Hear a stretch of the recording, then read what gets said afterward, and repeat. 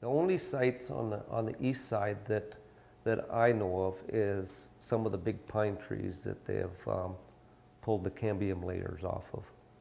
I'm not sure what they call that when they get and they pull the bark off, but some of the big trees going down this side were marked that way. A lot of them are starting to die or have died over the years because they were pretty mature trees by now. They ate it. It was probably because they were hungry. I think it was starvation food. Yeah. They used to be right in these draws here. Used to be a couple of them here. I know a couple of them have died, but they were basically right along the edge of the bluffs, where river bottom, where they had stripped them. Because I think that's basically where the trail was. The road that comes through here, through the ranch, was the original road down the Bitterroot. There wasn't a road on the west side of the Bitterroot. This is the old stagecoach road that came out of Missoula to Stevensville. So when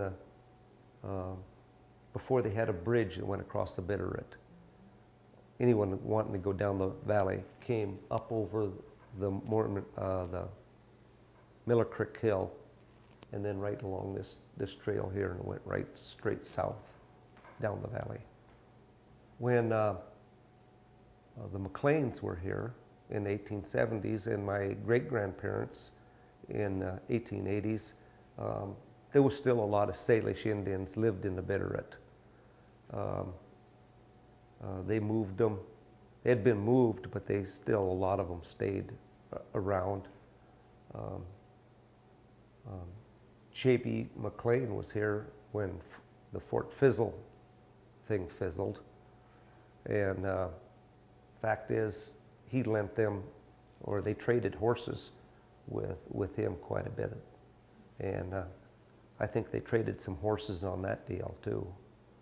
And then when they took off, but they got along good with the Indians, and in the 40s and the 50s, when we were farming basically on the west side, my parents and grandparents used a lot of Native American help when they were picking potatoes and sugar beets that they raised over on the other side.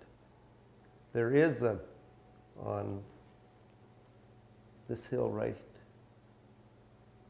here, I guess it is, right there, there is a dugout that we believe it was made by Native Americans for some reason. We don't really know. We had a professor from the University of Montana look at it, and that's what he thought it was. But he said it'd take more research to really find out more about it.